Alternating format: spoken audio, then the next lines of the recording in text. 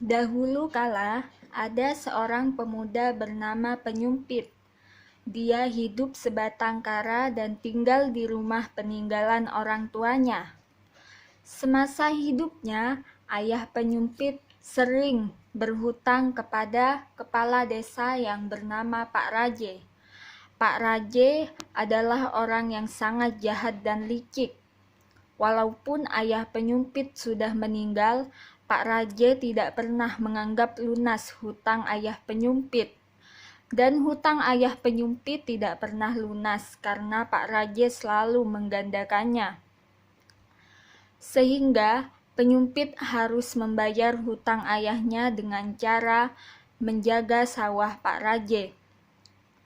Dan tugas Penyumpit kali ini cukup berat, karena ketika siang ia harus menuai padi yang siap panen, dan kalau malam ia harus menjaga sawah Pak Raje agar tidak dirusak oleh babi hutan.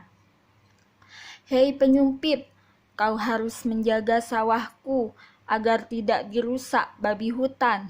Kalau sampai rusak, kamu yang harus menanggung semua kerugiannya. Itulah yang diucapkan Pak Raje kepada Penyumpit sebelum berangkat untuk menjaga sawahnya. Hari demi hari pun Penyumpit lakukan. Saat siang ia menuai padi dan malam ia harus menjaga sawah Pak Raje. 7 hari pun berlalu.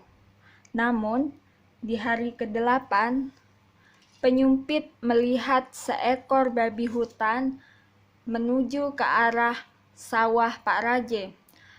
Penyumpit pun dengan cekatan melemparkan tombak ke arah babi tersebut. Dari kejauhan terdengar pekikan babi hutan tersebut. Penyumpit pun menghampiri babi hutan tersebut, namun babi hutan tersebut lenyap. Hanya ada tetesan darah bekas luka babi hutan tersebut. Diikutilah tetesan darah babi tersebut oleh Penyumpit. Sampai ke tengah hutan, ia kaget karena babi yang ditombaknya tadi berubah menjadi seorang perempuan yang sangat cantik. Benarkah kamu, babi yang tadi kutombak, berubah menjadi perempuan saat ini?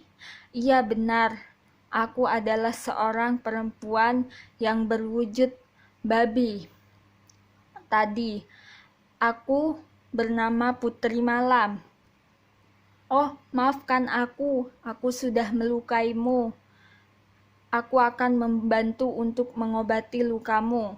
Penyumpit pun memanfaatkan tanaman sekitar untuk mengobati Putri Malam. Keesokan harinya, kaki Putri Malam sembuh dan Putri Malam bisa berjalan kembali. Sebagai ucapan terima kasih, Putri Malam memberikan beberapa bungkusan berisi kunyit dan berpesan kepada Penyumpit untuk membukanya ketika sudah tiba di rumah. Penyumpit pun melakukan apa yang diperintahkan oleh Putri Malam. Dia membuka bungkusan yang diberikan Putri Malam ketika sampai di rumah. Saat membukanya, Penyumpit sangat kaget karena bungkusan tersebut berubah menjadi banyak emas, sehingga saat ini Penyumpit menjadi seorang yang kaya raya. Ia pun membayar hutang ayahnya dengan lunas kepada Pak Raje. Pak Raje pun kaget, dari mana Penyumpit mendapatkan banyak harta seperti itu. Hei Penyumpit, kamu dapat dari mana banyak harta ini? Aku tidak mau kau membayar hutang ayahmu dengan harta haram. Tidak, ini bukan kudapat dari harta haram. Ini aku dapatkan dari Putri Malam saat menjaga sawahmu. Saat aku menjaga sawahmu, Aku menombak seekor babi hutan dan aku mengikutinya menuju hutan, dan babi hutan itu berubah menjadi seorang putri malam, dan aku membantu lukanya sehingga kaki putri malam sembuh, dan ia memberikan bungkusan padaku yang kubuka sampai rumah ternyata berisi emas. Jelas penyumpit.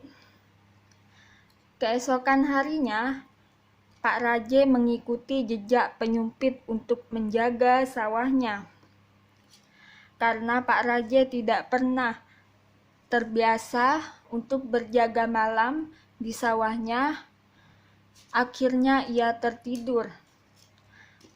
Dan ketika tertidur, banyak segerombolan babi hutan menuju ke arahnya, sehingga gerombolan babi hutan tersebut mengoyak-oyak tubuh Pak Raje sehingga tidak berbentuk lagi. Pak Raje pun mati mengenaskan. Dan putri pertama Pak Raje menyampaikan kematian tersebut kepada penyumpit. Kematian Pak Raje sudah tersebar ke seluruh kampung. Penyumpit pun kaget. Akhirnya ia menuju ke rumah Pak Raje untuk melihat keadaan Pak Raje. Lalu penyumpit pun berdoa kepada sang dewa agar Pak Raje bisa dihidupkan kembali dan dengan bentuk yang utuh lagi. Doa penyumpit pun dikabulkan. Pak Raje hidup kembali dan dengan tubuh yang utuh lagi. Pak Raje pun merasa malu kepada penyumpit karena selalu berbuat jahat, namun penyumpit masih saja mau mendoakannya. Dan sebagai imbalan, Pak Raje menikahkan penyumpit dengan anaknya yang pertama. Sehingga penyumpit pun menikah dengan anak Pak Raje dan hidup bahagia bersama istrinya. Dan penyumpit menggantikan posisi Pak Raje sebagai kepala desa.